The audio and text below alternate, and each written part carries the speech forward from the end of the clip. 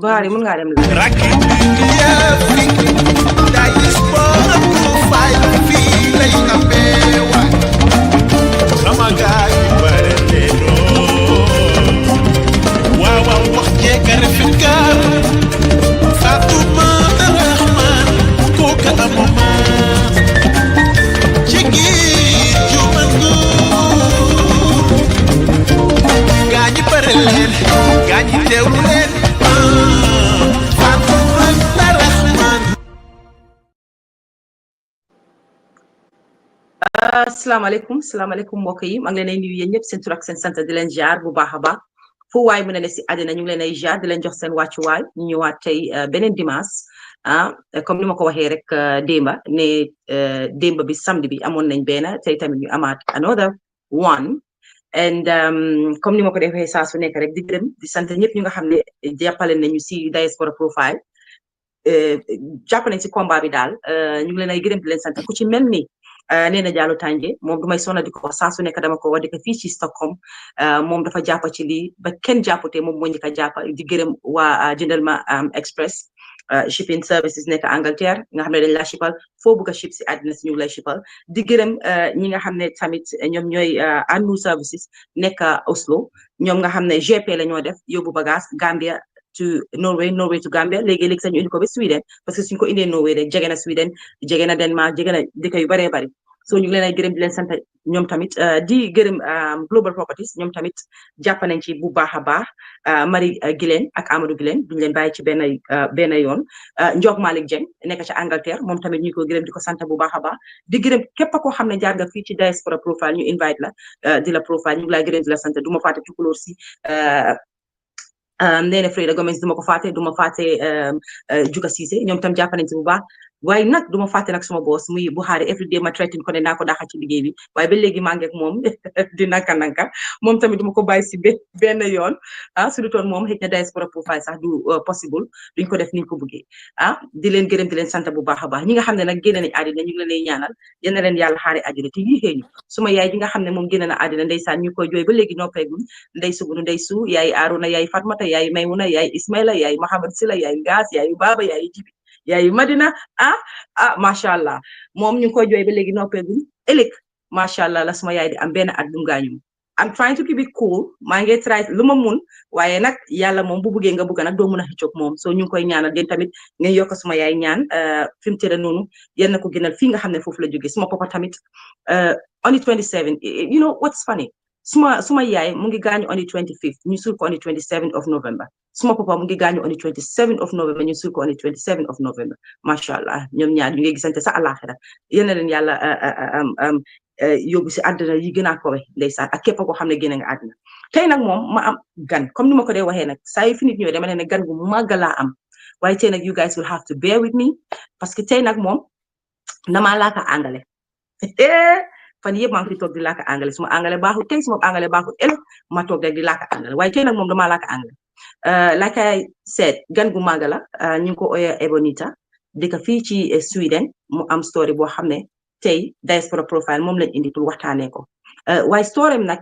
eete la yërmande foog mu daw ci xakay di nuyu daaru dan soo yaay aji faatu aji kooka aji faatu jàmme jilanka chéri Arona kooka kenn du yow ci man macha allah kenn du yow ci man di gërëm sa yaay bu baax a baax daado maa ngi laa nuyu di nuyu nag suma mari ak suma Cheikh Tidiane Ebonita story am lañu bëgg a ñëw waxal but dinañ jooy dinañ la waaye wax dëgg ne yàlla dafa xool fi mu jógee ak fi mu egsi tey so fafa pick boppam from the ground and now fi mu egsi loolu la ñoo waxtaanee kon nag tey pare leen tissu yi parce que nag nañ try nag luñ mun ba loolu duñu daal Buhari can I have Ebonita my guest on the screen? Hello Ebonita, how are you? Hey, I'm fine. How are you? I'm okay. You look mighty beautiful as usual. Thank you. You as Black well, beauty. darling. How are you? I hope you're okay. How are your kids? They're all fine? Yeah, they're fine. They're at their grandma's right now, so I'm alone. Finally. So you're ready for this. You're ready for this, right? I'm ready. Always okay. ready. Yes. We're gonna stay strong. Welcome to my platform, the Diaspora Profile. Welcome to the show. We're so happy to have you here today. it's an honor actually to have you here, because I mean, your story has inspired a lot of people. And as a Gambian, and you're a Gambian, of course, Yeah. we're not going to have a Gambian whose story inspired a lot of people, especially those who are in Sweden here, especially in the West. And we just let it low. No, of course, we're going to invite you and share your story with, with our people. So, but we'll be very careful, because with TikTok, there's certain words, when you use it, they're going to ban the page. So we have to be very careful on the words that you have to use. But we've talked about that earlier. Anyway, I'm going to allow you to greet my viewers and your viewers. Of course, I'm sure there some of your viewers are here because you have shared it to your page, on your page. So, Vazi. Thank you so much. And I am grateful because I want my own people to know my story. I want my own people to see that you can think differently, and the culture that we grew up in, it's harsh, So as well, I am grateful for being here. So hello everybody, my name is Ebonita and I live in Sweden.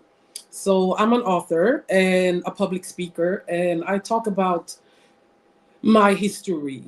So I was essayed as a 6-year-old girl, and I was sold by my father's friend. So my So story. before we get there, we're gonna do it step by step. Because I want my viewers and your viewers to know who you are. Like, let's talk about childhood first. Like, who you are. Were you born in Sweden or born in Gambia? Your last name is very important so that people know that you're really Gambian. Because when anyone hear your last name, they'll know that, okay, she's Gambian. She's Gambian, yeah. What tribe you're from? Let's talk about your childhood a little bit before we get to that stage of like the SA part. Mbokk yi yéen ñuy déglu suñu waxee SA mooy ba mu amee juróom-benni at ba mu amee 6 years dafa am ku ko tëddoo woon ba mu amee 6 years old, and mu egg si stage bu nga xam ne ba mu nekkee xale dañ ko doon jaay pour tëddoo ko daal dañ ko doon jaay pour xaalis. So su fekkee understand ngeen li ma wax rek ñu mun a continuer ci waxtaan. Go ahead, Ebonita. Okay, so my childhood, I was actually born in Gambia and came to Sweden when I was 2 years old. It was just my mom, dad, and my brother, my older brother. So when we came what part of Gambia were you born? Bakau. Bakau. Okay. Yeah, and my last name is Baldeh. Baldeh. And that's a Fula tribe, right? Yeah, that's a Fula tribe, exactly. So I don't speak Fulani, I don't. And barely speaking Mandinka, but Mandinka was the language that they taught me. So, but it got lost somewhere on the way, because when we came to Sweden, I had to learn 2 different languages, So my native language just went away somewhere on the way. Okay. Totally understand. And you came to Sweden at the age of 2. Yeah. So when you 2, that was like really, really young. You wouldn't know much. Anyways, at the age of 2 in Sweden with your mom and your brother. So how did it go? Did you go to school? Just give us a brief explanation to what you did when you came. So when we first came to Sweden, I actually started daycare right away. Chaplain school. So I started daycare, and I was, learning the language, learning the culture, but the culture at home and at school was totally different. And my father and his Gambian mentality, he was like, don't do as the Swedish people do, and stay African always. So your father was here when you came. Your father was already here with your mom. No, he came to us. He came with us to Sweden. My father actually went to Sweden before he met my mother. With my oldest sister, who he had a child with from another marriage. So she was already here. But my upbringing was kind of conflicted, because I was trying to stay African and stay with this mentality that my dad was having, and actually having the mentality that I needed to have to succeed in the Swedish culture. So it was kind of conflicted. And the culture of being African and going to school, I was bullied a lot because of were you bullied? Was it because of your skin? Because of my skin color, my deep voice, everything. So I didn't look it's a unique voice. Actually, your voice is unique. Oh, thank Your you voice so is much. unique. Yeah. Yeah, I still get bullied for my deep voice, but I love it because it's my voice. You It's still, at this strong. age, you still get bullied for your voice Yeah, at this yeah. age? People are weird. They are weird. So Very. the bullying started when I came to Sweden, and till this day I'm getting bullied. You know, racism is everywhere, and what people don't understand, they try to end in some kind of way. So, but I don't mind. I know myself. I'm strong. So, yeah. But I was bullied a So, lot in school. yeah, at the age Mm, of 2, you went to daycare, kindergarten, mm, and they started bullying you from there because of yeah. your skin, the Mm, voice, and of mm, course, different culture. 2 years old, you probably pick yeah. up the Gambian language. One of them, like you said, Mandinka. So, of course, when you went to kindergarten at that age, you wouldn't be able to speak any other language but that. So, lack of Exactly. understanding between you and the other students and stuff like that. Yeah. Uh, Exactly. Mm, and I know at the age of like 5 that now you're not gonna go to kindergarten anymore. Now you're gonna go yeah. to preschool. In Yeah. Sweden, that's how it goes. Yeah. So how Mm. was it like in preschool for you? I loved preschool. I really do because it was so different from kindergarten. Mhm. You started to learn more. You started to interact with other People. children, and the breaks, being able to play outside, everything. I loved everything about it. But the love for the preschool, it was kind of short because in this age everything started to happen. Okay. So So at the age of you started experiencing SA at the yeah. age of 6. How did it happen? Can you Okay. explain? Yeah. Yeah. Let's go into the So story now. Yeah. mhm. I'm just gonna talk about my parents real quick. See, my father had this alcohol abuse. He was an alcoholic. He drank in periods, so he wasn't always drunk, but when he drank, he was aggressive. So I know today that Sorry. my father wasn't feeling kind of well. He had a lot on his shoulders, and my mother wasn't well either. So this man who essayed me But was when you said your mom wasn't well, mm, as in how? she was unhappy in some kind of way. Okay. Yeah, Mhm. it's so hard for me to put myself in her shoes because she came from another country. She wasn't able to learn the language maybe like she would have wanted to, and she was with this man who didn't take care of her or the family. So it's a lot. It's a lot, Yeah. really. But she did her best. I gotta give it to her. I can't blame her without No. seeing Yeah. the things she actually did good. So I Mm. don't blame none of my parents for nothing that happened to Mhm. me. But when you have an addiction, you can't actually take care of another person if you can't take care of yourself. Mm. So I have an understanding for that today. It took me a lot of years to get to that, but I know. So my home was kind of wrecked at that young age, and this man, my father's friend, saw that my parents wasn't able to take care of me really.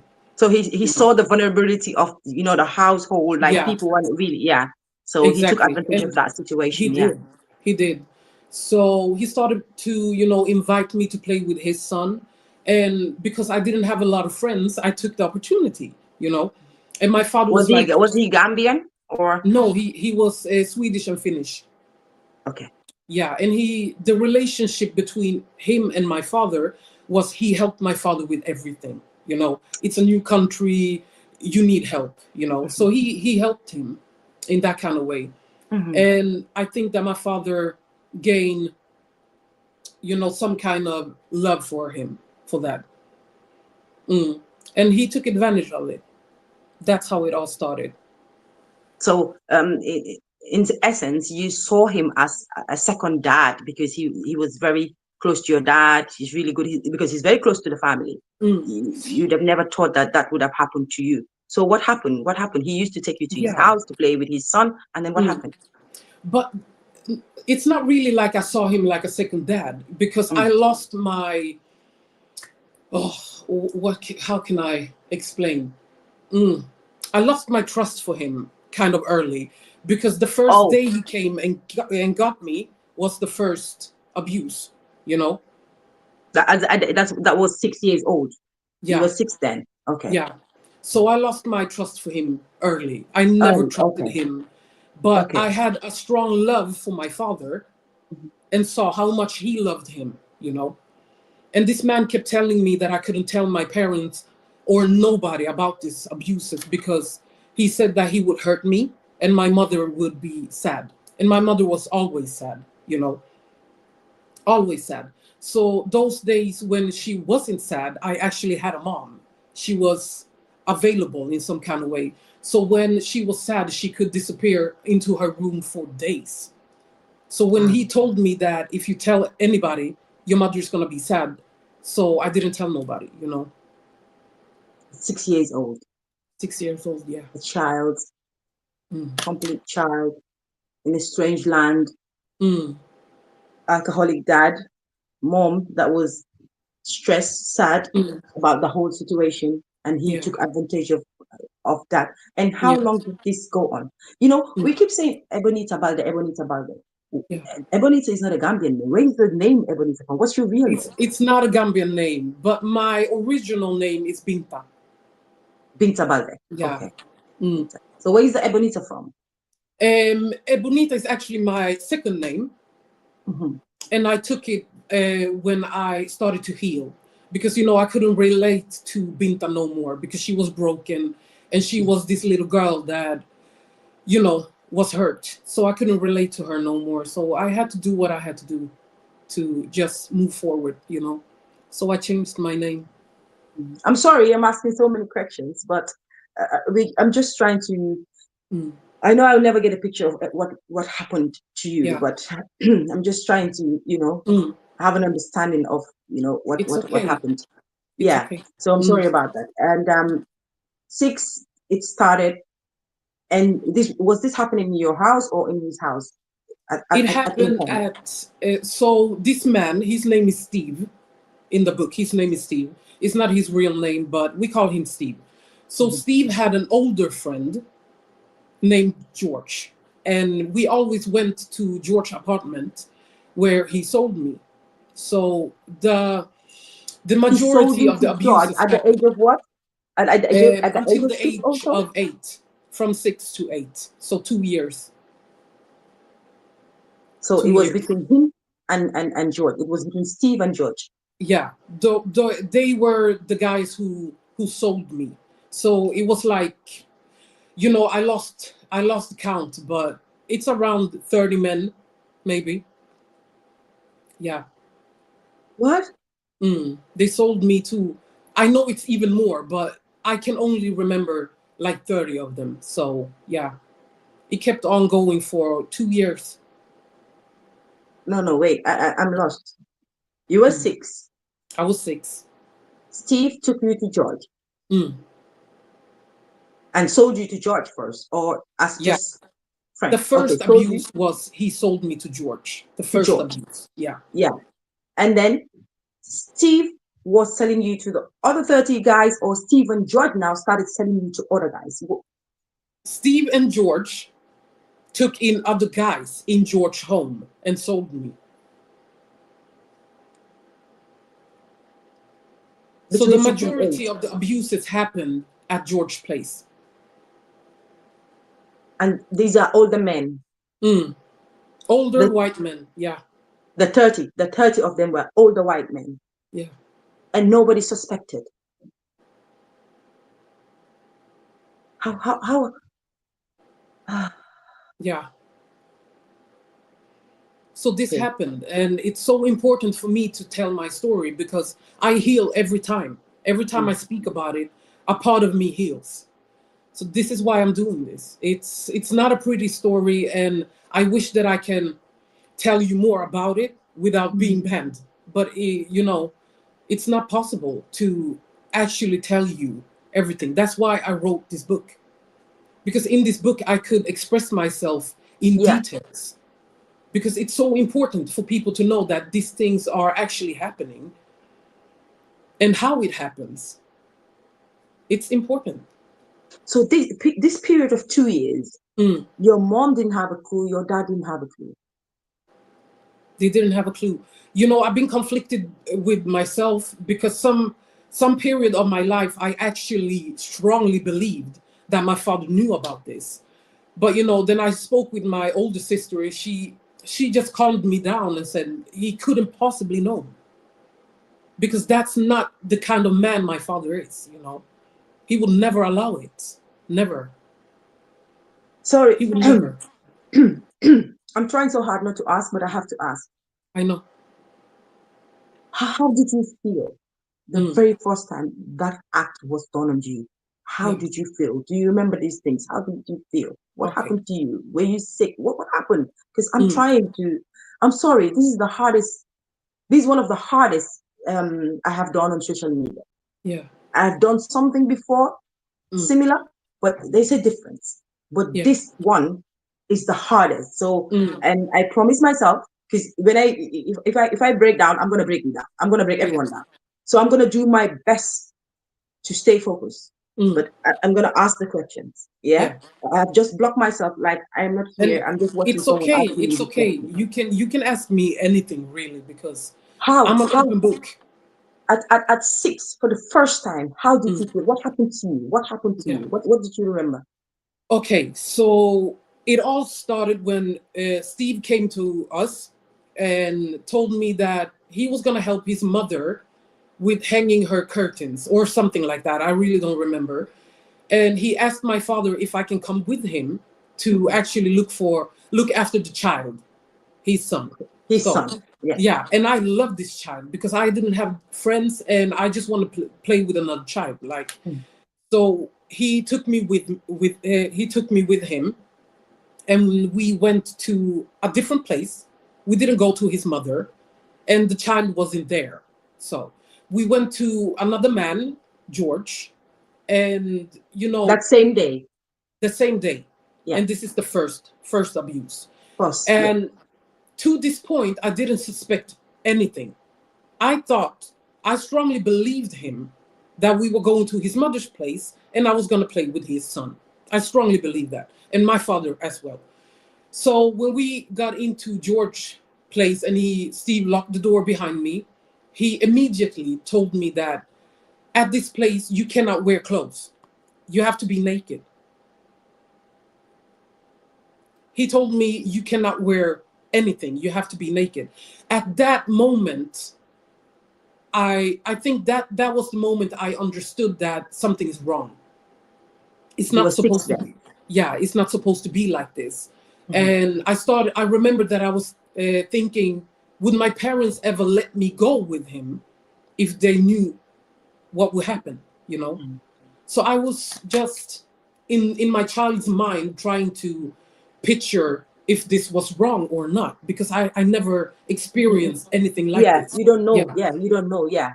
So all my trust just went away. So you remove your clothes, you remove everything, went inside that room naked.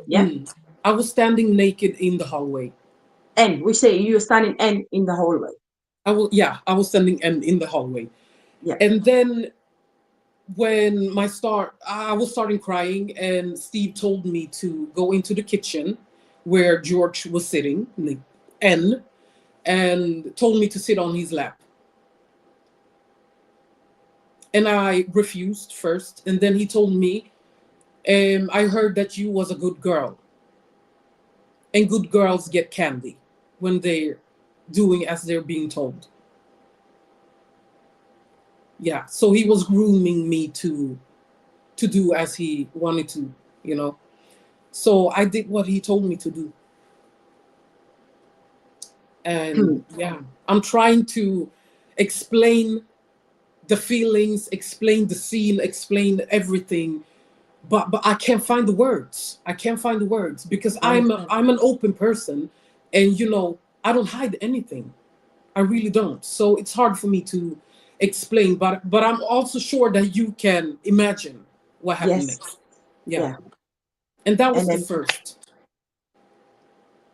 That was the first. And this was so traumatic that I can't remember how I felt when I came home that day. I can't remember. I can't remember. If anyone asked me how the day was going, if I actually told anyone, I can't remember.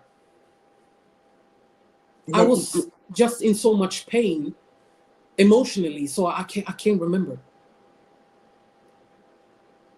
And it went on for 2 years.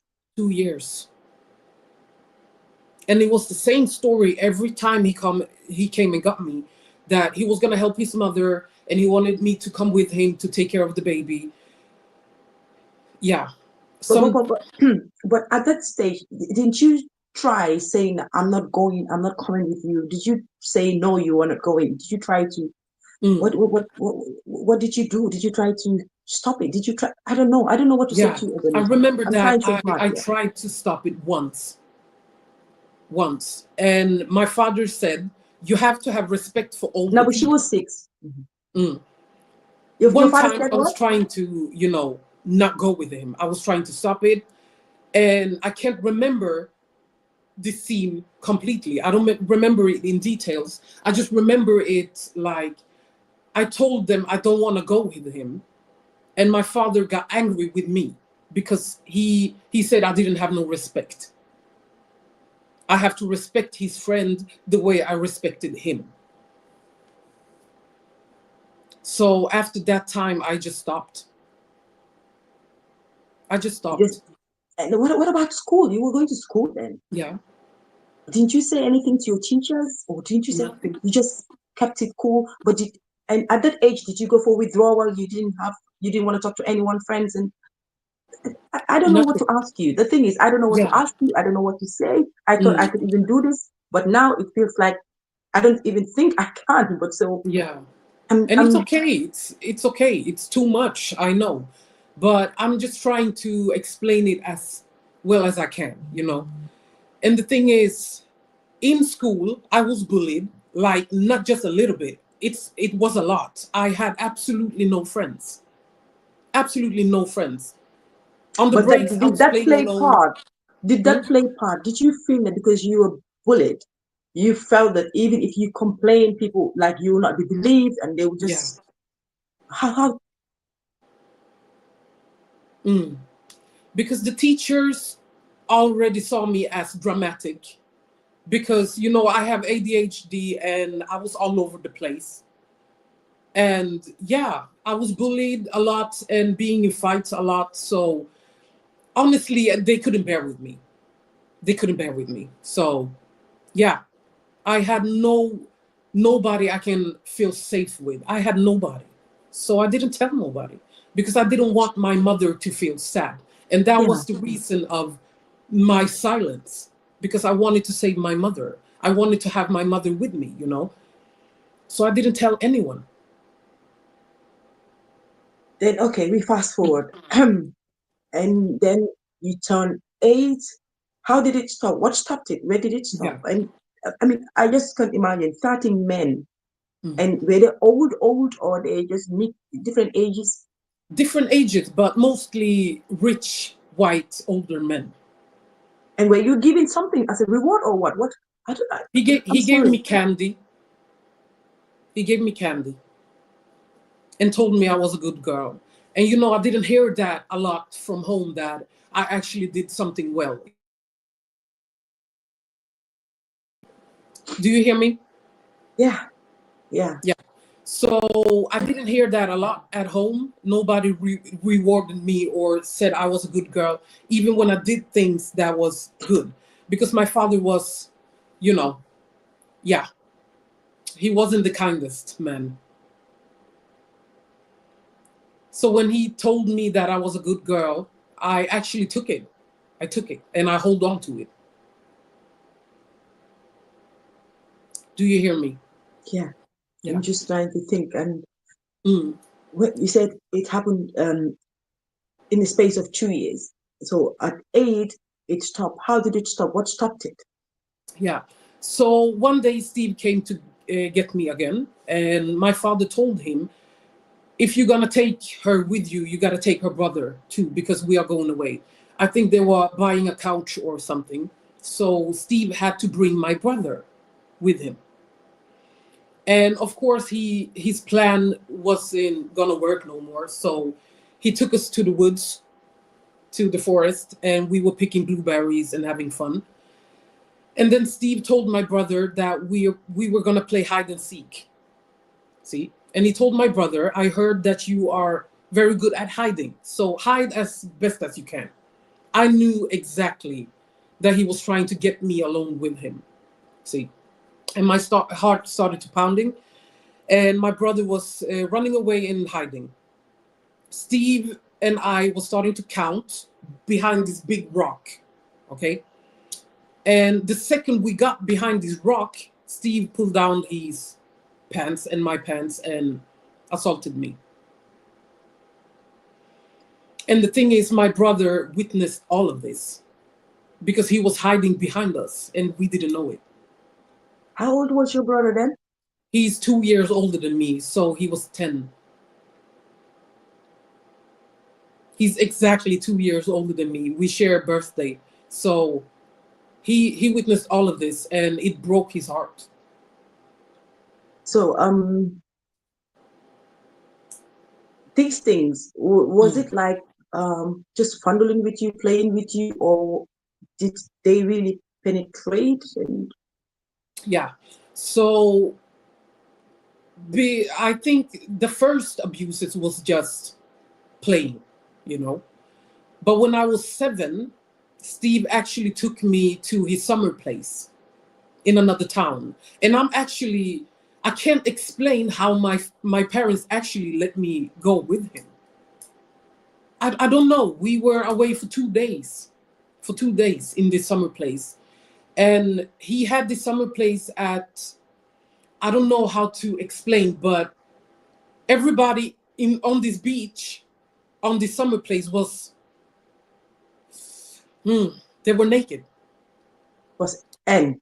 They were N, Yeah, yeah. they were N. So it was an N beach, you know. Now So I can feel why at the time of your life you felt me, your dad knew and just let it be, because when there are no signs. I mean, I don't understand. Like nobody even suspected. I really don't understand. I strongly believe that somebody suspected, but they didn't have the courage to tell, to ask questions, to say something, you know. Because we live in a culture where we drink in the water and minding our business, you know. We don't put our nose where it doesn't belong. And I think that somebody knew what was going on behind closed doors, but nobody had the courage to say something. I strongly believe that.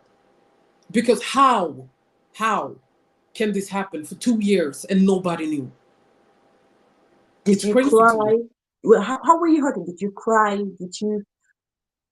How did you deal with it? Because you were young. Of course, if someone does that to you, you have to I cry. Yeah. Oh, I cried the first times and then I just turned something off. I don't know what it is and I can't explain it. It's like I was leaving my body and, you know, just becoming somebody else who can handle the situation, because it was so painful, you know.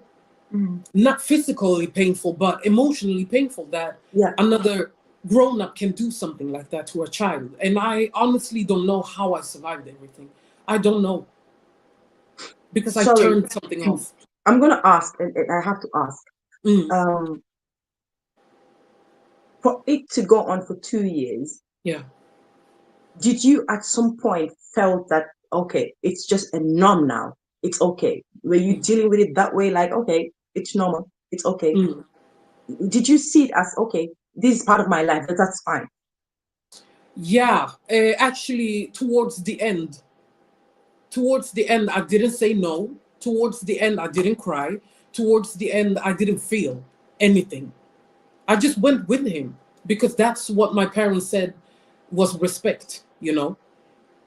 So I just went with him, and it was like I accepted my life somehow. I can't explain. It's so much emotions, and it was so much, you know. It was hard. Um, do you feel now, looking back, do you feel our culture played a part in it? Mm. Like the Yeah, Ghanaian culture, our culture, do you yeah. feel it played a part? Because what I can see here is a parent, a dad telling you, go, respect these people. Do you Yeah. feel our culture played a part in it? A big part, a big part. Even during the assaults and after, when everything was revealed, the culture had a big role in me not getting the help to heal. Definitely. Now 8. Now you're 8. I'm You're sorry. 8. No, it's okay. I'm sorry to you. You're 8 now, still going to school, carrying on like it didn't happen to you. What happened after 8? What happened? Yeah.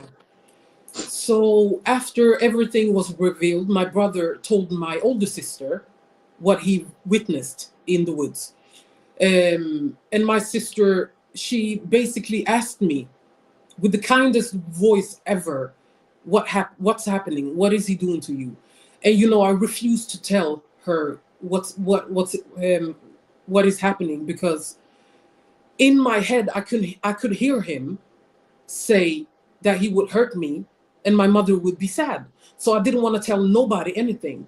But she kept pushing it, and then my mother Do you want heard. to move a little bit, Ebonita? Do you want to move a little bit to the middle because it's like half, Yeah. half? Yeah, that's fine. So, Sorry. okay, no Yeah, problem. So my mother heard the argument I was having with my sister, and she came out and basically forced me and to this was tell. 8. This is 8 or 10. Yes, What age was I that? was 8. I was 8 8. then. It was the Yeah, same day. It was the same day as the altercation in the woods. the woods. Yeah. Yeah. So basically, when we got home, my brother, he couldn't stand it. He had to tell somebody. So my mother forced me to tell, and I told her that he was touching me and doing stuff, and it broke his heart. He broke everybody's heart. And when Steve actually told me that you're gonna break your mother's heart and she's gonna be sad, that came true. And I saw it in real time, and that's when I knew I shouldn't tell. I shouldn't have tell her. So So at this stage, you were still blaming yourself. Now you're yeah, blaming yourself. Now, why did I say? Why did I say? yeah. Mm. And after this, we had a trial. He was sentenced to No, two no, no. Wait, years. wait, wait, wait. So you told your parents. I mean, everybody now in the house knew. Mm, So how did they confront him? What happened? Did they call him or did they call the police straight? Because I just want to do it step by step. yeah. Okay. So when I told my mother everything, it broke her heart. She couldn't speak. She didn't say nothing. She just went to the kitchen and screamed. That was all. My sister then called my father, who wasn't home at the time, and told him everything and said, "You have to come home. You have to come home." And he came home quick, kind of quick, and called Steve. He called him and said, "You have to come here right now, or I'm calling the police." And And at this stage, your dad was in a dark place still. He was still drinking or he he was was still cocaine. drinking. Yeah, Okay. he was still drinking. Not as bad as after everything, because his drinking escalated after everything. So, but he called Steve, and Steve came, and they had a conversation in my bedroom. I didn't hear the conversation, but my sister, nosy as she is, she put her ear on the door and listened to the conversation. And Steve actually offered my father a lot of money to not call the cops. So And Steve was a rich guy as well. yeah, he had a lot of Mhm. money, and he offered my father money to not call the cops or press charges. And this is heartbreaking, but my father actually decided to take the money. Ah, Yeah, and that part broke my heart the most. It broke my heart. Yeah. And eventually he came to his senses and called the cops. but And called the cops. he took the money first. He was weighing if it was an option or not, but he didn't take the money. So in the end of the day, he called the cops. But you know, even thinking about it broke my heart. That broke my heart. So he accepted to take the money at first. At first, yeah. And then yeah. How did you know? Did he come and he came and told you guys that, okay, he has offered a lot of money now, he wants to take it and stuff like that? And what was the reaction of everyone at home? Yeah, my sister was listening to their conversation. Yeah. She was eavesdropping, basically. So when he heard that my father asked Steve how much money, then she opened the door and screamed at him, basically. Okay. Yeah. So my sister convinced my father to call the police. And how old was your sister then? My sister is 6 years older than me. So she was about 14 then. Yeah. And so just for viewers' sake, was your sister abused? Was your sister A as well, or she was never? She was never abused. She was basically living with a Swedish woman who adopted her because my father couldn't take care of her. So she didn't live with us, but she was there sometimes, you know, and actually this day she was there. So yeah. And she don't have the same mentality as this Gambian mentality. She didn't have it. And that's why she clashed with my father. They couldn't get along at all. At all. Okay, let's take a break, and then when we come back, we go into the second part of the interview. Thank you for coming, and you're so strong. Thank you for being so strong. Yeah, we'll take a break. Diaspora profile ñu am suñ main sponsor di Global Properties. Global Properties nag nekk ci Gambia foofu lañ base dinañ leen bàyyil number yi ci suuf su ko defee ngeen daal di leen call nag fi nga toog ci Europe mun nga faa toog fi nga toog ci Amérique ak foo mun a toog ci àddina mun nga faa toog call Global Properties ñoom ñu lijjantal la kër gi nga xam ne yaa ngi ko bëgga boo leen callee rek di ngeen am more information comme niñ ko waxee rek Diaspora profile ñu ngi ànd ak suñ main sponsor di Global Properties.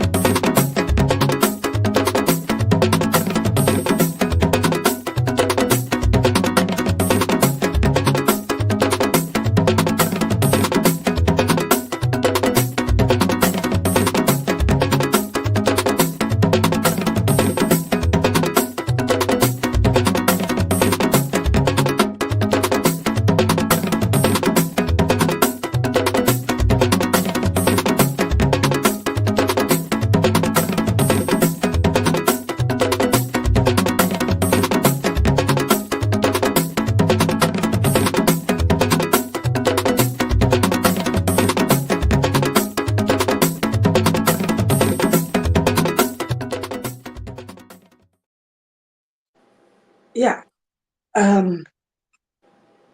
Welcome back. Yeah.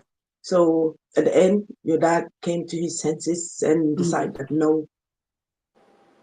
But did you think it was at the time when he wanted to take the money, was it the alcohol talking for him? Because he wasn't okay. Yeah. Because I have a great relationship with my dad today, and he is nowhere near the person he was at the time, you know, and that's why I'm speaking so heavily on the love I have for him. You know, in the end of the day, it's my father, and me as well come from a background of drug abuse. So I know he wasn't able to be a father, the father I needed at that time. Yeah. So, but what then? That was the point when your sister came in and said, "Okay, no, this can't happen" and stuff like that. Then your dad decided to call the police while Steve was at home with you. Yeah.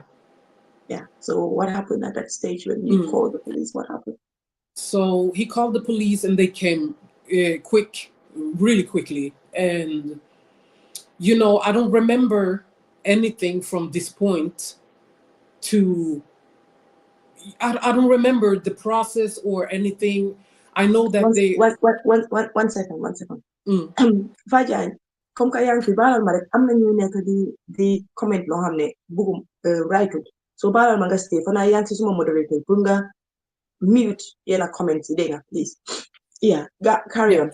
Thank you. Okay, so I don't remember the process when the police came or nothing. I don't remember it because I think that everything, it was so heavy, you know, because my life went from secrets and silence and just enduring to everything being revealed. It was so crazy, everything.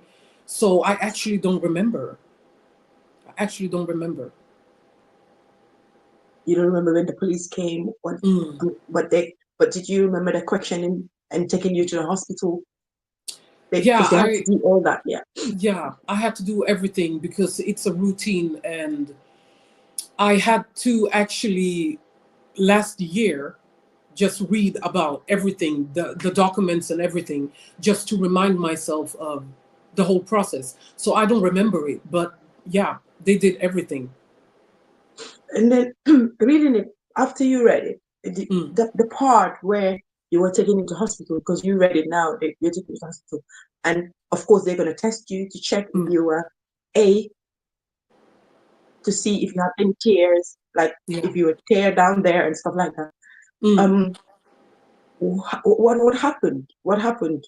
I mean, when they bring the news, because I'm sure. Okay,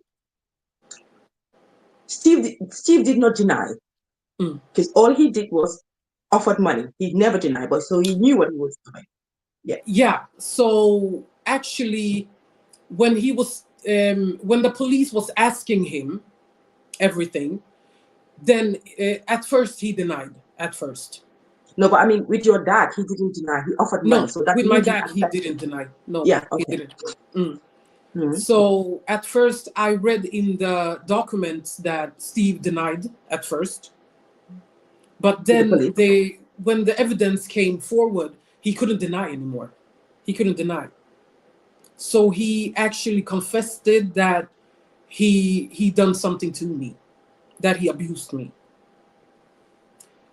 But he never told them about the 30 guys. Did he tell them about the 30 men? Or it's because of you told them about the 30 guys that I didn't even tell them. I didn't even tell them. I didn't even tell them. Because the thing that went wrong in this whole process is that they didn't let me tell the story. They told the story to me and asked for a yes or no. Okay? And I'm sorry to say it, but I was really manipulated, and I was kind of a smart child. I didn't say anything they didn't ask me for because I was so scared. So I didn't want to make things worse, you know? So when they said, "Did Steve do this to you?" I said yes. But they never asked me if there were any other men or females or anything. They didn't ask me. So I didn't tell them anything. How did they know that 30 other men ASU? They didn't know. Yeah. They didn't know because I told the real story just last year. Just last year. That's why I wrote this book, because I want to tell my story exactly how it is. It wasn't just Steve. It wasn't just Steve and George, you know? Okay. So, hold on a second. For viewers' sake, for those that just came in now, let me explain in Wolof a little bit. Ñi dugg si léegi tey laajte si TikTok bi. For those of you asking on TikTok, learn more help.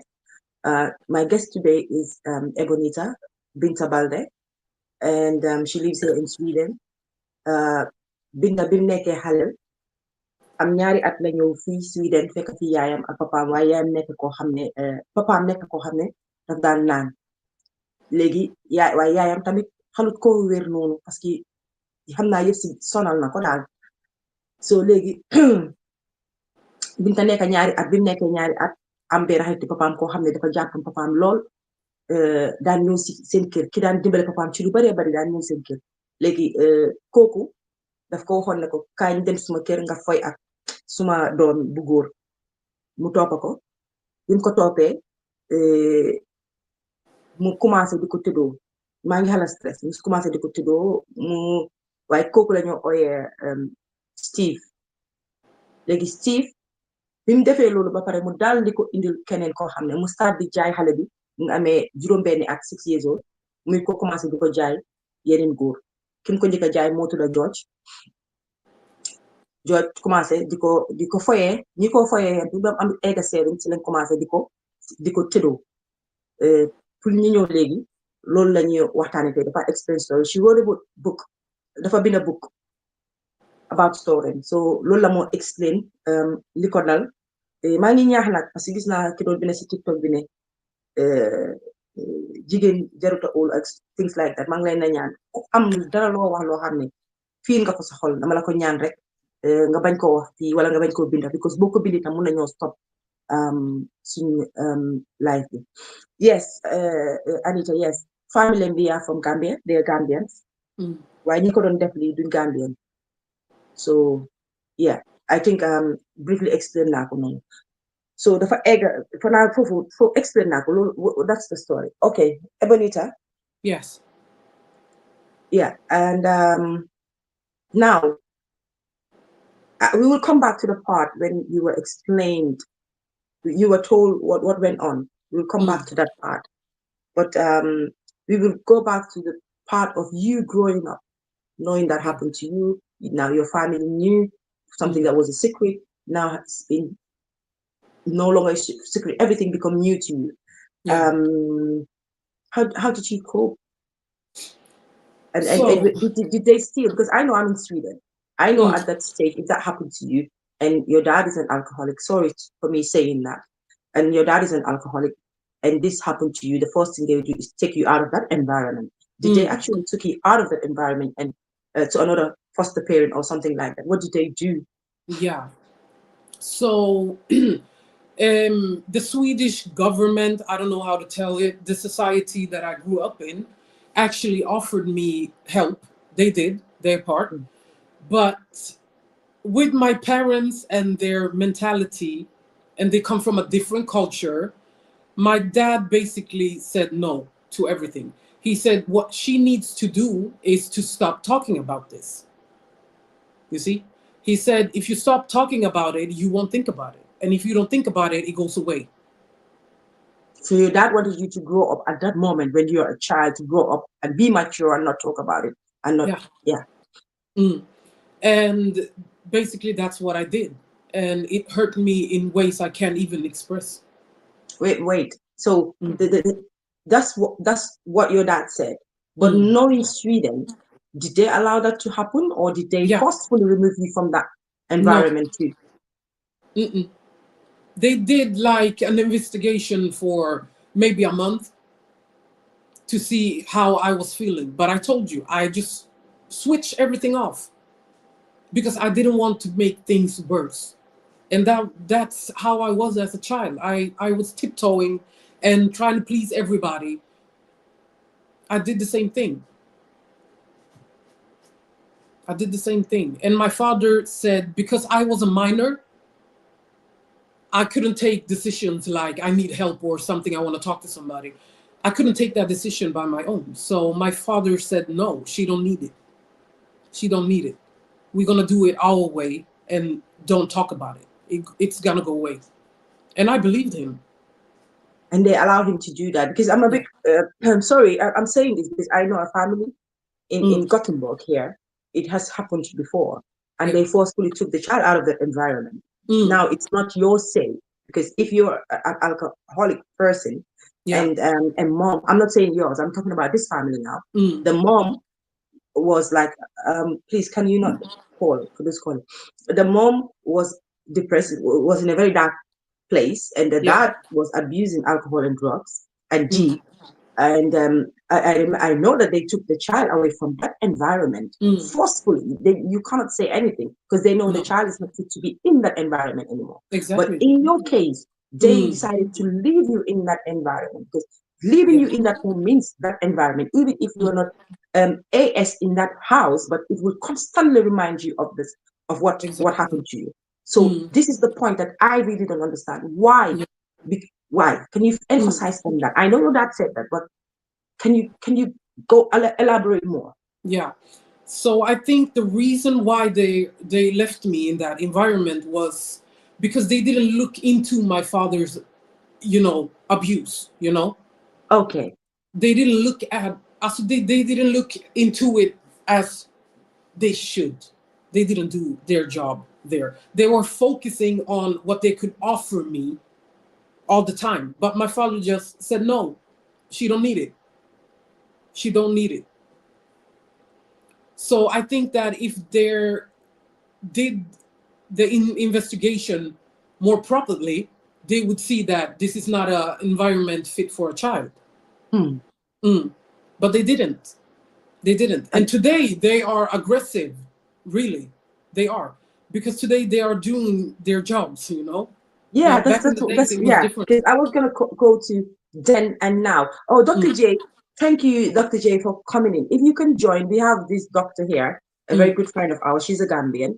If you can listen a little bit, Dr. J, and if you can call in, I think if that's okay with you, Ebonita, if she calls Absolutely, in, fine. use her expertise, and maybe, yeah. Dr. J, thank you. Man Buhari, we were talking about it. Ne? We wanted you on board, but small brain be nekut on board with this thing. I'm not behind the scene. Yesterday, I had a very bad day when I read the article and everything.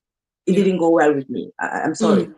And Dr. J, so if I can mind, please let me know if that's okay after. So yeah. Let me explain a little bit. She just came in. What happened, my Dr. J? Key small guest today, Ebonita la. Ebonita to the Binta Baldeh, Gambia la judo, waaye mu fi ñëw Sweden fii bu mu amee ñaari at. Bi mu ñëwee fii nag si la benn xarit yi papaam commencé di ko tuddoo bi mu amee juróom-benni at. Bi mu amee between juróom-benni at ba juróom-ñetti at. Oh, young non seetaan Dr. J, thank you so much. She was watching, so that's fine. Dr. J, thank you. Yeah, Ebonita. Yeah. Now, Ebonita, how were you? Like I said, being in that environment, your dad said, okay, you have to stay the same environment. They're going to take care of it. And now they're using now the culture, the Gambian culture, like sutura. If you know what sutura means, like, let's keep it a secret. I mean, people cannot see us like we are that family that have a daughter that's been AS and things like that. Yeah? Exactly. Yeah. Oh, Fajan, understand a lot. Okay, I'm sorry. I'm going to have to stop and explain to people. No, it's okay. Yeah. Comme numa ko waxee Fadiane dinaa xale moom bi mu nekkee xale am juróom-benni at ba juróom-ñetta si la ko xariti papaam doon tëddoo léegi waaye xariti papaam bi ci tëddoo boobu noonu mu commencé di ko jaay xaritam yi am alal so xaritam yi am alal di ñëw moom tam ñoom tam di ko tëddoo te boobu mu ngi am between 6 and 8 la lii nekk di happen waaye papaam dafa nekk koo xam ne daf daan naan so bàyyi xel daal li doon xew kiram lu bari yaayam tamit nekkutoon tamit ku because mu ngi happy wutoon ci environment bi ban la gaay nekk yaay bi happy wutoon so dina ko daan sonal so moom ci lim wax yaay bi daf daan go for withdrawal daf daan tëju rek all the time so mu ngi jóge ci family background bu nga xam ne alcohol ak drug was a problem loolu la moo jéem a explain nii foog naa su fekkee ne yéen a ngi understand because su may go deep into this ne du ma mën a ko jeexale su fekkee understand ngeen li ma wax yeah and she wrote a book yeah wow she wrote a book so dinañ wax yi fi book bi ak naka la piqué boppam up ba egga fi mu egga tey so she's here to inspire people she's not here to talk about damage lu happen on damage of course she's going to explain it but if you want to know more she wrote a book but the book is in Swedish and they're doing the translation of the book in English and it's coming out soon and in different languages as well for now understand me okay now Ebonita yeah okay now we move forward fast forward now you stayed in the same place like I said now the culture came in like okay let's just keep it to ourselves this doesn't have to go out and your dad said don't talk about it leave it if you talk about it it will be fine and you'll be fine but did you believe that Did you believe that? You, Yeah. as in you, it happened to you. Oh, you believe that? You believe it was going to be fine? Yeah, I actually believed him and everything he said. Everything he said, I believed him. But how did they help you home? How did you help you to be okay? Mm. So I didn't get okay. Everything got worse Yeah. emotionally, and my life just spiraled after that. After that, when it all was Hmm. revealed, and I just lost myself in every way possible. In every way possible. So the pain escalated. My home became dysfunctional. Mother was sad, and dad started drinking even more. And I lost the connection to my brother. We always been close, but now everything was broken. I didn't feel love. This is between 8 and 16. This is what I'm trying to figure out. What happened Yeah, between 8 and 16? the age between 8 and 13. 8 and 13. Okay. Yeah, so I actually started using drugs when I was 13 just to numb the pain. But prior to this, my life just escalated. Everything escalated. The bullying got escalated, from kids being verbally abusing to being physically abusing. They hit me, they throwing snow at me, trying to wash the color of my skin and everything. It was crazy. So I just went deeper and deeper into myself. And when I was 13, I couldn't take it anymore. I couldn't take it anymore. And, started to become suicidal. I didn't want to live. So It was, you started ab- using at the age mm, of 13. yeah. What did you use, and how did you go out there as a 13-year-old and started using? Mm. How? And when I was 13, I was hanging with kids that was a lot older than me, a lot older. Just trying to find my place, just trying to be loved and accepted. Mm. And, you know, wrong way, wrong time, wrong people. And one day, this girl offered me, I don't want to get you banned. We can speak about the substances, but yeah, she gave me something to smoke, and that's where it all began. Really. The W1, the Mm, W. yeah, the H1. Yeah. Okay, yeah, she gave you Mm. that. Okay. She gave me that, and the thing is, when I took this D, something happened that didn't happen before. You know, because of all this abuse and all this dysfunction and the pain and everything, it just created like a black hole in my chest. That's the only way I can describe it, really. It felt like something was missing in me. Mm. So when I took this drug, that hole was filled with love and just warmth and kindness in everything. And I felt like I didn't have to deal with anything anymore. I could just go away and be somewhere else. So That's what it, you find safe space with that. yeah, I didn't have to feel. I was able to just get a break in the feelings and in the emotions, and it was everything. Basically, it just saved my life in some kind of way. It did. I hate to say it And because this I don't was, want to promote the using of. yeah, we're not promoting that, but we're explaining Yeah. what you went through. Yeah. Mm. So but what happened to school then? I dropped out of school. You drop out of school. Yeah. And how did your parents feel Mm. seeing you dropping out of school, and now you're in your own world? Yeah. So my parents actually got divorced when I was 11 after my sister was born. And my sister was born with a disease, a rare disease. So she was almost dying a few times and had to be living at the hospital. So my mother was most of the time with her at the hospital. and I was living with my dad at this point. And my dad wasn't there, you know. Okay. Mm. You had a And difficult life. You had a yeah. difficult life. But Very I just want difficult. to clarify something for everybody that's listening. Mm-hmm. I love my parents. Okay. Today we have a great relationship. Relationship, We have yes. talked about everything. And I'm not telling my story to, you know, To accuse be anyone against of your anything. parents. No, no, no. No, this is not why I'm doing this. I'm simply doing this because there are so many people out there who experience similar traumas as I did. And, you know, it's a privilege. It's really a privilege to be able to heal from something like this, because Yes. I was so near to just end everything. And I know a lot of people that pick that way, you know, to choose to end everything because they can't see the light. So this is why I'm doing it. I'm not doing this because I want you to hate my parents or Mm-hmm. anything like that. So I just wanted to Mm-hmm. clarify that. Yeah. Yeah.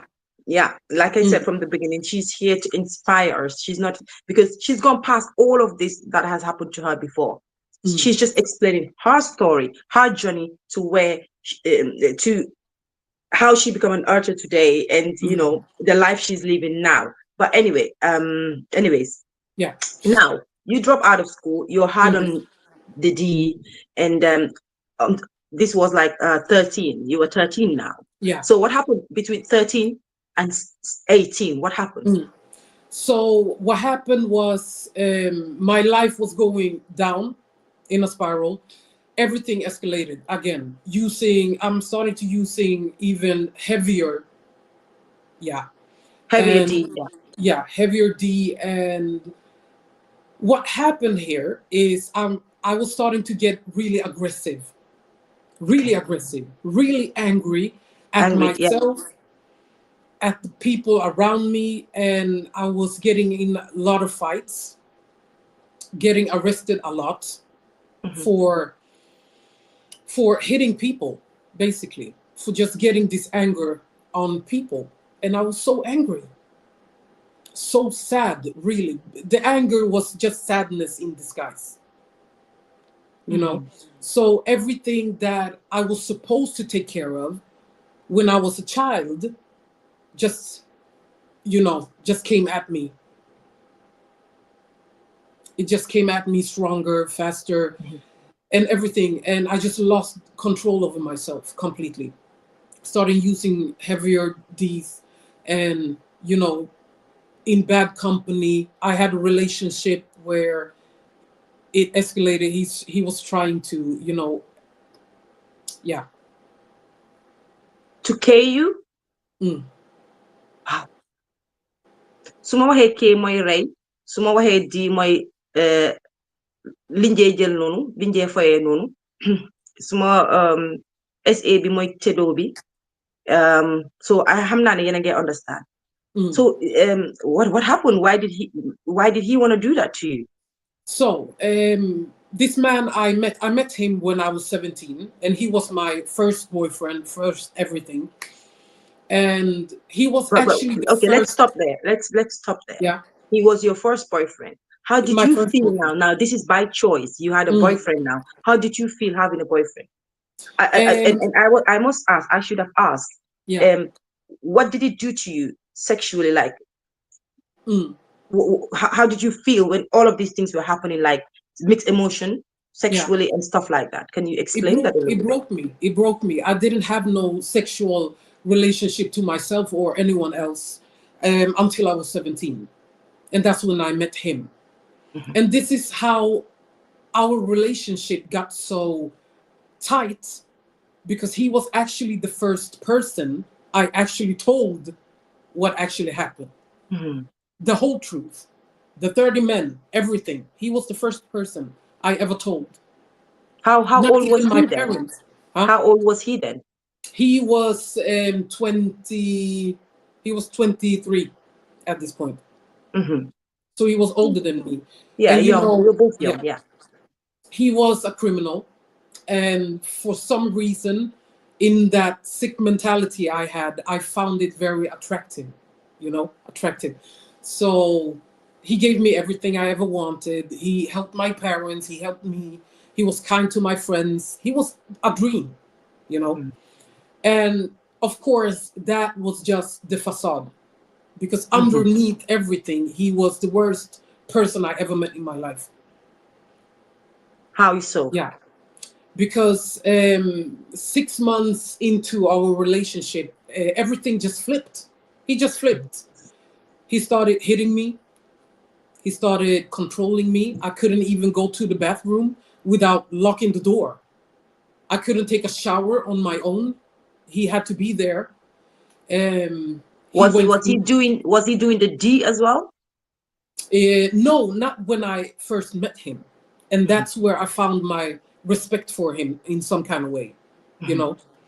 But 6 months into our relationship, he started using everything, everything. And his personality just flipped. Everything flipped. And he was so controlling of everything I did, who I spoke to. I had to ask him for permission to speak to my dad on the phone. I had to ask for permission. And, you know, I got so sick in this relationship that I actually, you know, allowed everything to happen. Because I thought that I could never get anything better. Because I thought this was love, you know. I didn't know love. Yeah. So I thought this was love. And, you know, I was making him hitting me. I thought it was my fault because he made sure to tell me that. Yes. So, yeah, and it got really bad, really bad. But until, you know, just before the end of our relationship, he never abused me sexually. Sexually, yeah. Yeah. But one day he actually did, and that broke my heart. That broke my heart. Because after everything I told him about my childhood and, sorry, It's okay. that just broke my heart. Because somehow I was safe with him. Because, you know, the physical pain, the physical abuse, I could take it. I could take it. And the psychological abuse, I could take it. But when he actually essayed me, I don't know, it was so heartbroken. Everything came back. Everything came back. And I just felt that I wasn't safe nowhere, and I deserved to be essayed.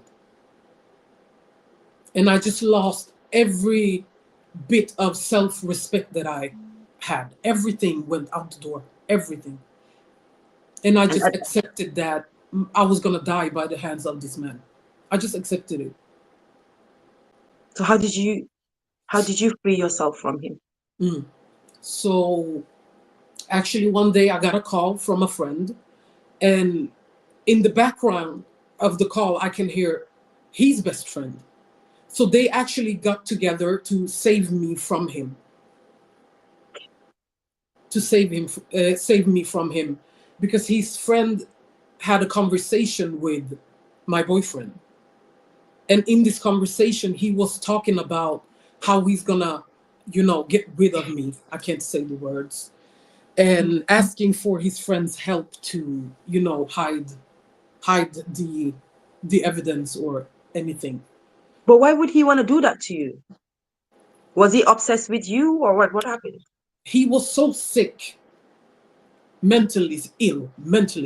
He actually, just some days prior to this moment, how am I going to say this? He ended, he hurt his friend really bad. Another friend to him. So that friend lost his life. And I think that everything just, you know, yeah, he was really sick, really, really sick. And his best friend knew that he was gonna do something really stupid if he didn't save me from that situation. From that. Yeah. So they So got what did together. you do? Did you move town? What did you do? Did you move town, or did you go into hiding, or what did you do? I just packed the bag, left everything, and they actually drove me to this housing for abused women. Mm. And that's In where, the hand. Mm. yeah, that's how I got away from him. He was stalking me for a few weeks, calling me everything, every name in the book, threatened me and everything. But after 2 weeks, he actually gave up. I don't know what happened to him, really. Have, But I have you heard seen him since then? Have you seen him since then? no. And No. he's actually dead today. Sorry? He's dead today. Oh, Yeah. oh, sorry. Mm. And then that was your first love, your first boyfriend, the first person you felt connected with, and all of this crazy stuff happened at the end. Yeah. And now you went away. But before going ahead, I want to know where is Steve? When you reported the issue and they did an investigation and everything, what happened to Steve and George? Steve got sentenced to 2 years how do you say it? He ended up in a psych ward. For 2 years. For 2 years. And I think they let him out after one year, maybe. So he didn't Wait. he didn't go to prison.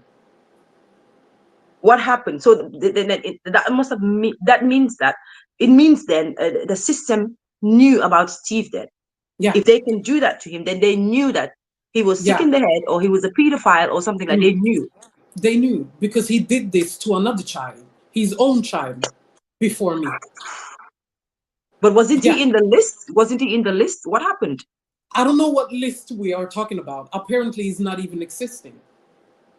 It's not. It's not. He got sentenced. He served his sentence, and he's a free man. That's how this system works. This is how it works. What happened to George? George didn't get no punishment because he was too old. He was too old. Yeah. And I got a lifetime sentence for this. Yeah, you have. Yeah. Yes, you have. You have a scar forever. Mm. Boy, you're strong. You are someone that people would say you're someone, every woman's dream as a child. Like, even though whatever happened to you, but you're strong. I'm sure your mom is very proud today. Your dad the same. But we will come to that. Dr. J, this is the moment that we want you on board, doctor, because I need help myself because I think I've got it's too much to take in. Dr. J, if you can call in. And I'm sorry, everyone. It's heavy, I know, but it's okay. Well, we are worried about you. No, we're not worried anymore because you are here, strong, sitting beautifully, and lines. B girl is saying hi. She's sending hugs and love. B girl. Oh, yeah. Thank you. Gosh, everybody on TikTok is saying you're strong. Love you guys so much. Ebonita, we love you. Stay strong. I think some people have already read your book and they actually are writing stuff that is in the book, which is really good. Somebody said, "Oh, you are the hero." Dr. J, if you're there, can you call it? This is the number, Dr. J. J call al bala may dof man mismo ko pasa. Yeah. So he got 2 years. 2 years. George got nothing because he was too old. And does he still live the same place, or they moved him, or what happened? Have you seen him since then? No, I haven't seen. I saw Steve once, like when I was 11, maybe. But George, I never saw him, ever.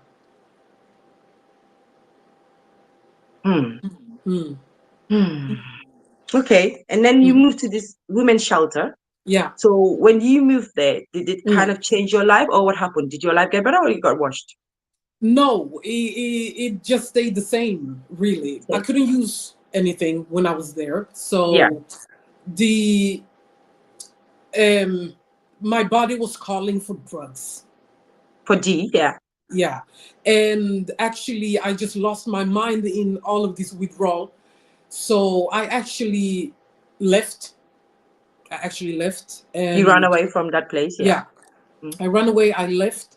And I knew that my boyfriend, ex-boyfriend, would found me if I didn't disappear.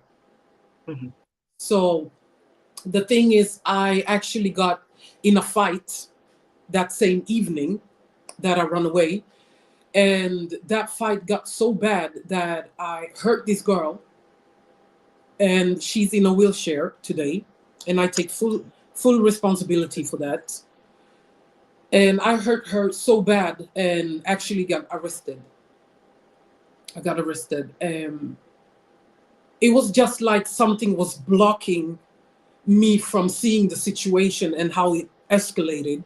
And I just kept punching, I just kept hitting her with all this anger and all this Yeah. sorrow, and everything just left You my took body. your anger out on her. Yeah. And when I finally come back to my senses and saw what I did to her, I actually stayed and called the ambulance and the police myself and stayed until they came. And I have to live with this for the rest of my life. Sorry. For the rest of my life, yeah. And I got arrested, and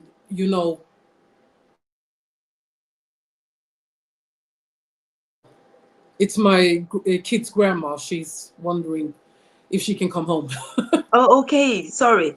We're almost there. I think Yeah. we're gonna have to do a part 2 of you, Okay. because this, yeah, we're gonna, if you have to go, we Absolutely. understand. We're gonna have to do a part 2, Mm. if that's okay with you. Find another day Yeah. and do a continuation of it, Absolutely. because we haven't even gone I halfway can through yet. just, yeah, I can just tell this part, because after this part, it's actually the solution. So we Okay. can just take all this bad stuff at once. Out of the way. Maybe. Yes. Okay. Yeah. That's perfect. Yeah. So you got into a fight with this girl, and now she ended up in a wheelchair. You got arrested, and how long did you go in for? Yeah, so I got arrested and was waiting trial for I don't know how to say this without being banned. Oh my God. They thought that I was trying to end her, and that was the charges. Yeah. Mhm. But Attempted. yeah, Mm. attempted basically. Yeah. But I was sentenced to 2 years prison Mm.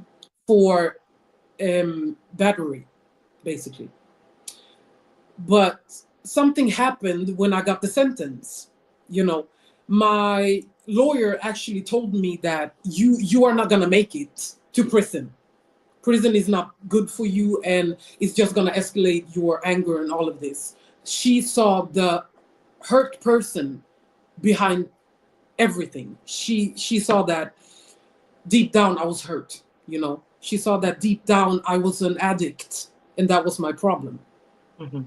So they actually changed my sentence to 2 years rehab, basically. Mm-hmm. Rehab, yeah. And that was the saving moment for me, basically.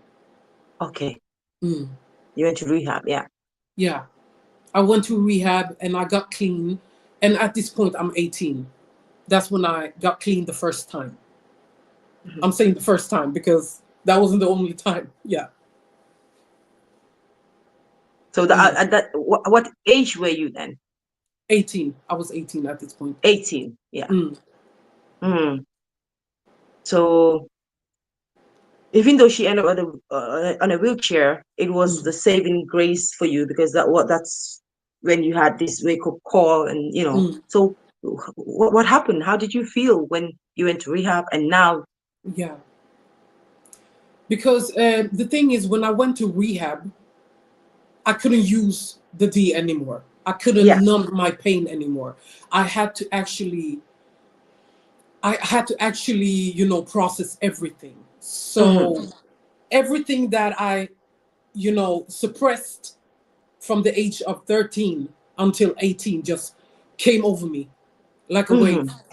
And it's one of the hardest things I ever done in my life. That first rehab, it was the worst one.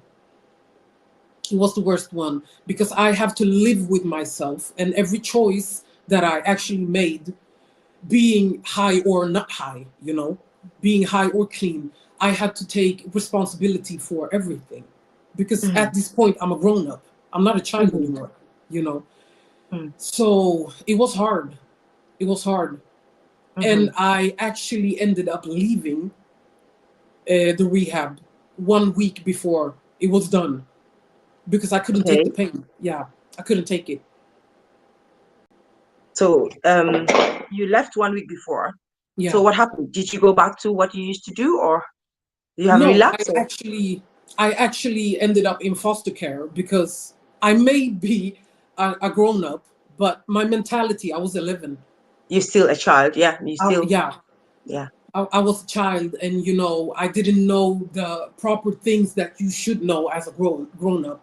So they placed me at foster care, and that's where my life actually started to change, because I met this wonderful woman who I call my mother today, because she is my mother. The work that she done with me is I didn't even get that from my own mother, Yes, sir. And she took me in, and she actually just connected with me on the level that I was on. And she didn't come with any, she just let me She didn't be. judge you as well. Did she judge? She didn't judge you. She just picked you up from where She just that picked me up. place and gave you that love that you wanted. And yeah, exactly. And she could just calm every emotion down, and she was talking to me with respect. She didn't put any how can I can't explain it. She was just amazing, and she did everything right. For once in my life, I had a grown-up that I can actually trust. Yeah. And how old are you today? Today I'm 34. Yeah. So do you want us to end it here, or do you still have 5-10 minutes, or do you want us to end it here so that we'll do another part, a part 2? Because I'm sure people are curious. They want to know about the book and how, what you did and how you get to this stage. Did you go back to school? Because you're very smart. Yeah. Very, very, extremely smart for someone who dropped out of school and then came out with a book. Wow. It's a wow. So should we book you in for another part, for a part 2 to come back? Absolutely. For maybe another 1.5 hour? I think that we can do a part 2, because people need to just melt all of this and just land in it. Because after this point, it started to, this is the turning point. Of course, a lot of things happened between the age of 18 and before I wrote this book, but the worst part of the abuses it's over. So absolutely, we can take a part 2 and just I think it's wise to do that. Okay. Yeah. Thank you. And what's the name of the book, even though it's written for people? The book is called Sold. Sold. So Yeah. sold in Swedish means sold. And yeah, that's the title of the book. And I think the title in English also is going to be Sold, but I'm not sure. But yeah. So we are going to work on translating the book. So by the time of the summer next year, maybe it's out. I hope so. I really hope so. Inshallah. Because I want you guys to take part of my story and just, read about it. Really. Thank you. Thank you for coming. I really appreciate this. It means a lot to us. I know I was a bit emotional, but I think I tried, because normally anybody who knows me, I would cry a river. Yeah. But today, I don't think, because I think I cried a tissue today. I didn't do a river today. So thank you very much for coming.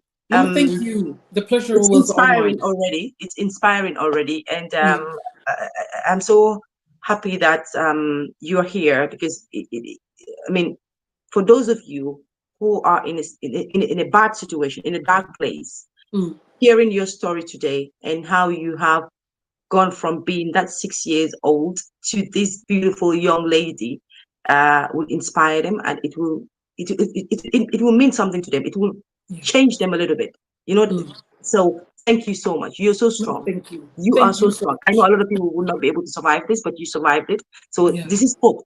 This is actually hope. You know what? That's the next title of your next book, Hope. I never know. Well, anyways, say bye to those that are listening. Dr. J, I wish you were here, but maybe next time we will arrange for Dr. J to come on board. And yen hamna bëgg leen enjoy. That's why no one called in. I know they didn't want to cry. That's why they didn't want to call in. And, Yeah, or they didn't it's want to okay. interrupt the show. Yeah. But maybe next time you Yeah. come in, let's schedule for 2 hours. Then we'll have people Mm, call in because I want to hear people come and show their support and maybe ask absolutely. people advice and stuff like that. Yeah. Yeah.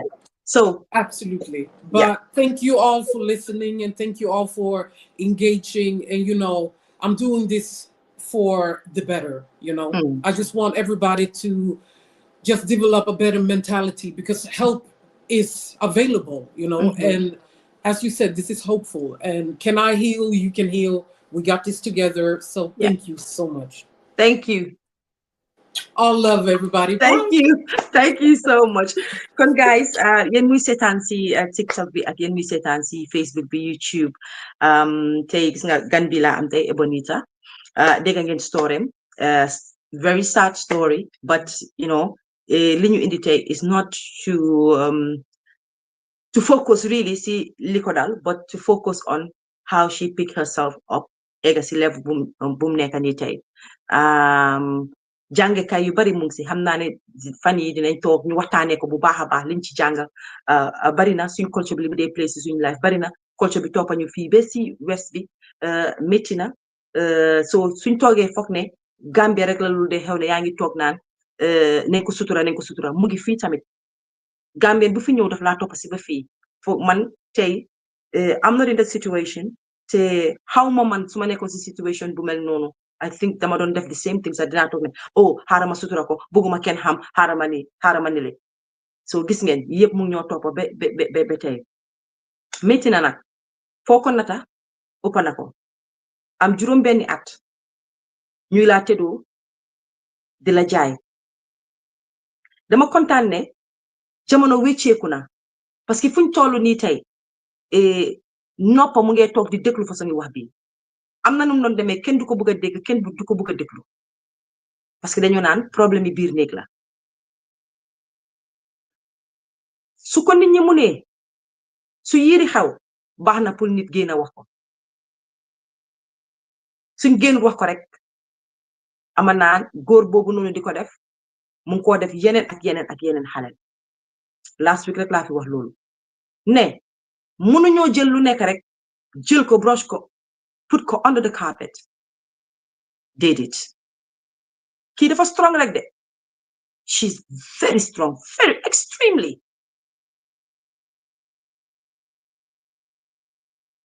and she did it on her own suñ mbokk yi ñoo tax may wax parce que tey xale bu mu daloon tey dangaa foog ne sa àddina yàqu na there is hope at the end of the tunnel there is hope métti na nag xam naa ne expérience sa joneem yëpp because book bi is there pour nit ñi tam read ko xam naa bu expérience yëpp tey fii lu ma dégg dinaa jooy lu keneen dégg dina jooy waaye lii mu ngi xew ñun su suñ réew te kenn du ko wax xawma nag na loolu am na waaye am na fee na ci àddina foo xam ne am na baay boo xam ne dina jël xaalis boobu lekk ko du xalaat sax gisoon naa koo xam ne block naa ko mu bind ne kii baayam xam na si dara jarutoon nañu toog fii wax ko ak jugale fi gente lii moo tax dara du wécceeku lii moo tax xale boo xam ne dem nga ba góor gu màgg di la tëddoo wala façon yi di la dal dangaa ragal a ñëw génn si wax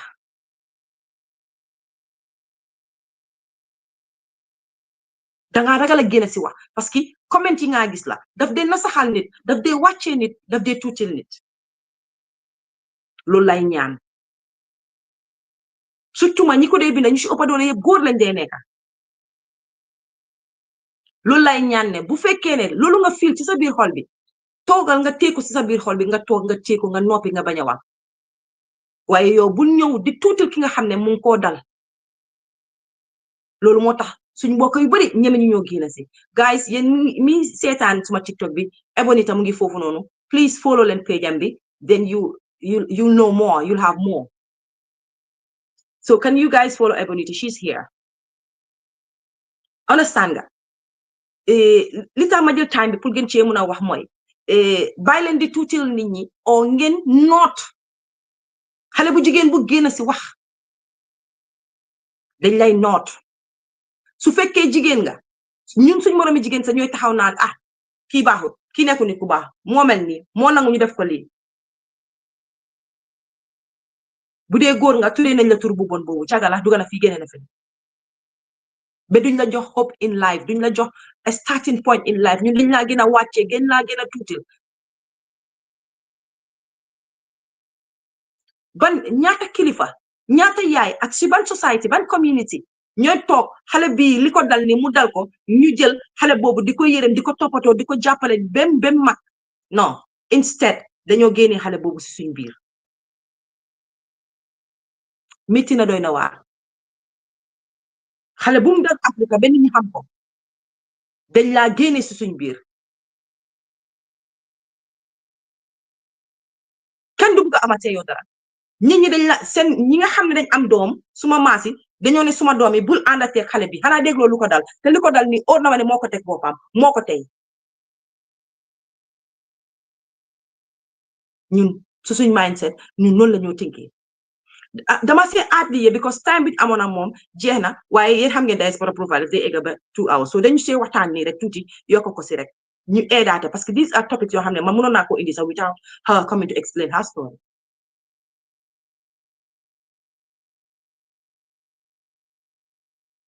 ñun noonu lañ mel ci saasi victime dañ la day gën a victimize si saasi dañ laa woon ne dama laa woon ne bul ànd ak su doomi diw sangam de bàyyi ko de oh thank you so much bul ànd ak doomi I'm trying to explain to my people I know you cannot speak Wolof I'm really sorry about that dañ laa ne bul ànd ak doomi dama laa ne bul ànd ak doomi diw sangam doomi diw sangam baaxul gis nga ko daf dee jël affaire bi daf dee def lii daf dee def lele fekk yow xamuloo doomi diw sangam boobu lan moo ko kuma jëlloo affaire si benn bis mus naa taxaw Facebook many years ago ma wax ne xale yi taxaw di jaay seen bopp si mbedd bi ñun ñëpp dañoo ne kii cagala have any one of us taken time out to go and speak to one of those kids before no pour laaj ko xale yooyu nga gis ñu taxawal si mbedd bi noonu boo leen laajoon tey ñu wax la sa seen story dangaa bëgg a rey sa boppa lii moo war a change ñun as Sénégal lii moo war a change dafa jot ñuy waxtaan ak suñuy njaboot dafa jot ñuy waxtaan ak njabooti jàmbur dafa jot ñuy wax ak nit rek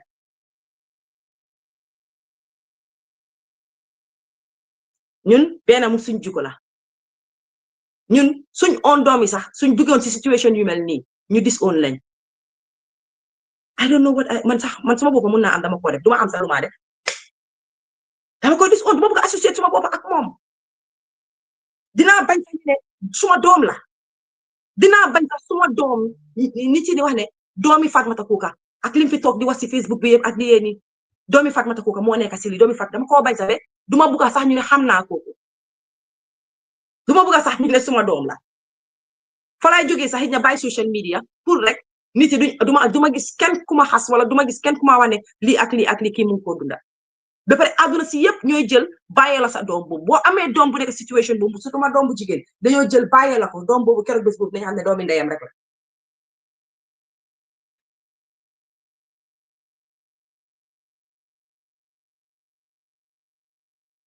dañu ne doomi ndeyam la si saasi say bàjjen nekkaatuñ sa bàjjen say tanta nekkaatuñ sa tanta say nijaay nekkaatuñ sa nijaay say baay nekkaatuñ sa baay sa yaay rek sa doomi yaay dong nga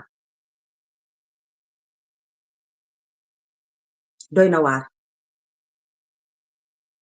après ñun leena mu ngi si ñun we are designed like that as Senegambians ñun we give up easily dañoo give up easily buggu ñoo xam sax soo demee ba loolu dal la give up nañ xamatu ñu laa helpé rek ñun give up nañ buggu ñoo associate let's talk about mental issue here di nga am sax mbokk bu nga xam ne dafa dox sax doo dee bëgg a si génne si mbedd bi sax àndaa moom ñu ne kii li ma diw sangam la wala kii rek diw sangam la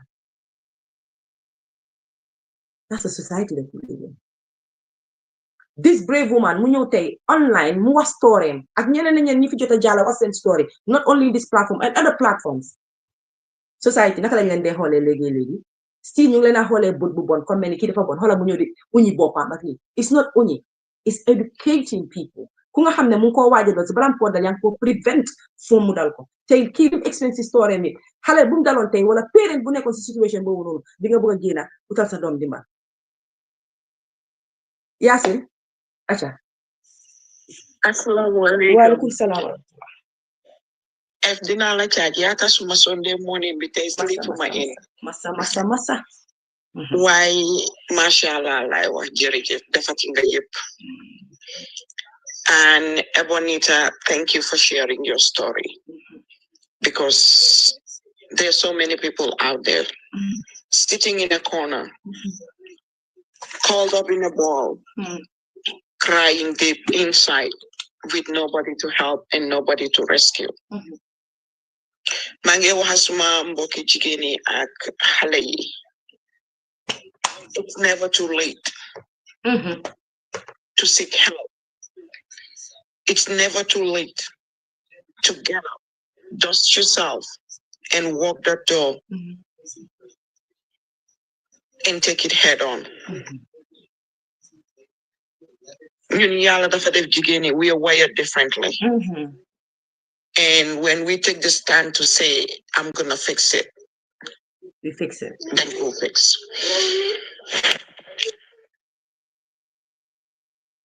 Yes, sir. Soon society bi lay waxal tey, especially ñun bi nga xam ne culture daf ñu tënka diine tënka ñu ngi lor suñ njaboot ñu ngi lor suñ askan yëpp in the name of dama protect suma tur dama protect suma title si yax bu rëy bi ma jóge li suma daan wax la sa yax bu rëy woon ko du may ak xaci ñu yey sa yax yi nañ leen bàyyi di protect who we are ñu jóg ñu jàppale suñ doom yi war nga fi lu daw yaram façon yi si xewee yaaya jur society juratut mbokka juratut askan juratut kenn juratut yëpp yaay la ñun léegi dem nañ ba nga xam ne lu nekka den ko def tabu danga digga xay ki nga xam ne tas na seyam ki nga waxal ki nga àndal ki lum la mun a wax ku la jiitu si néeg bu la dem moo la mun a wax fi nga taal fi nga toogee ak fi ñoo taalee lampa bi xëj na yow kooku li tas seyam yàlla wedi ni ñoo dundee la ñoo deeyee seytam noonu la society ñu ngi stigmatize nit yi for no reason ñu ngi yaxa nit ñi for no reason ñu ngi dofloo nit ñi for no reason kii tey su fekkee ne mu nekkutoon si western wall bu nekka I'm sorry she's done because even si western wall bi they kind of failed her a little bit because ku def façon yi nii how ma den ko tëj how ma fi ko yóbbu for 2 years you're putting other kids at risk su fekkee ne génn na su doon America la fii suñ la génnee sax you're going to be in a home boo xam ne you're watched and then la label yeah you'll be in the P give list you a name you'll be on the P list yep they give you a name ba pare area bu nga nekka they will allow the people ne hey duñ joxe sa tur ak sa adresse waaye ku mel ni mu fi dëkka bàyyi leen xel si seen njaboot loolu yëpp ñun dañ ko war a bàyyi xel secondly ne ñuy observe ñan la suñ doomi muy góor muy jigéen day jege torop yéenay du diw bugga na suma doom rek o fonk na suma doom hay moom kay daf ko def comme doomam because always Yasin don't matter the people that do this guys that do this they are the guys that they're the people that are meant to protect you wow you know protect always king of Japan those who are supposed to protect us when they are the person they just take everything away from us trust me Luneka can put it away from you everything why ñun dañ dee naive xoolal kii papaam naan ko we're gonna do it our way and that's the culture right there just wrong you should have get up Degala he was in a position but seek help call the authorities let them hey kii suma doom la. At this moment, give her all the help you need. But bul fàtte ne explain na ne papa mu ngi woon in a dark place. Yeah, we're strong. Yeah, bul fàtte No, ne we're not. Yasin, bul fàtte ne explain na ne papa was in a dark place. I know. He was in a hole, but dama wax papa yi nga xam ne. Papa yi, for those yooyu. Xam nga sun culture bi, sun fiñ jógee la ñoo jéem a protect.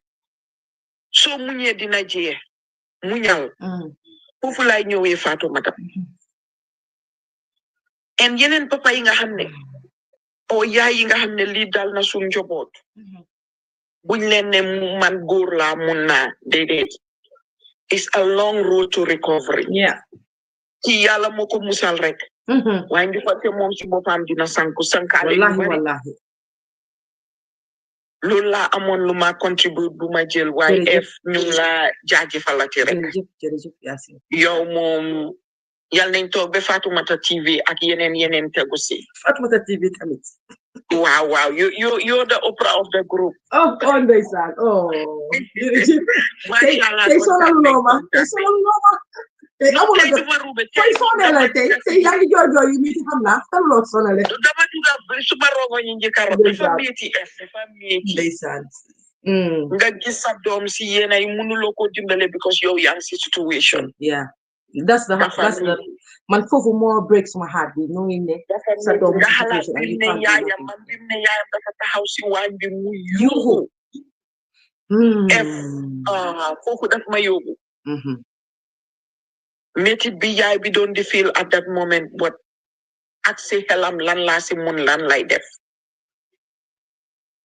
foofu rek man moo ma yóbbu xaaral ma bàyyi ñeneen ñi dinañ bëgg dama close because for the people by the people mu ngi nekk si on in the next 15 minutes so ñun ñëpp dañ leen tasee ji foofu great show moo fa nekk tey for the people by the people for the people by the people ñoom coach ñoom Moussa Dieng seen show bi tey okay so mooy news in 15 minutes so yéen ñëpp ñu ñëw fii tamit di déglu ak di seetaan ñu join seen contribution ñu seen message yëpp jërëjëf ma dig leen dajee beneen yoon waaye Ebonita nañ ko amaat incha allah because léegi ñu fàtte lii indi great si lim nekk ci life am léegi ñu mun koo indi di leen gërëm di leen sant bu baax a baax ma dig leen dajee ba beneen yoon next week xam naa ne Saturday du am because we will be away dañ am programme man ak Buhari yëpp on Saturday so waaye xam naa Sunday dina ñëw ak beneen guest incha allah ba pare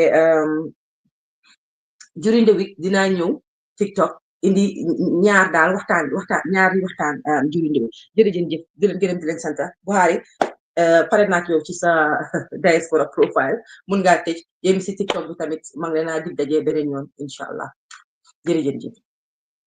Diaspora profile ñu am suñ main sponsor di Global Properties nag nekk ci Gambia foofu lañ base dinañ leen bàyyil number yi ci suuf su ko defee ngeen daal di leen call nag fi nga toog ci Europe mun nga faa toog fi nga toog ci Amérique ak foo mun a toog ci àddina mun nga faa toog call Global Properties ñoom ñu lijjantal la kër gi nga xam ne yaa ngi ko bëgga boo leen callee rek di ngeen am more information comme niñ ko waxee rek Diaspora profile ñu ngi ànd ak suñ main sponsor di Global Properties.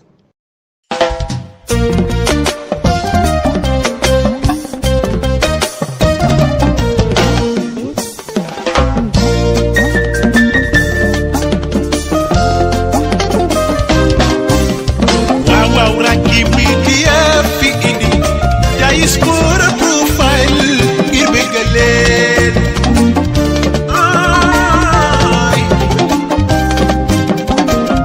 Rakki Media fi indi Diaspora profile ngir xamal leen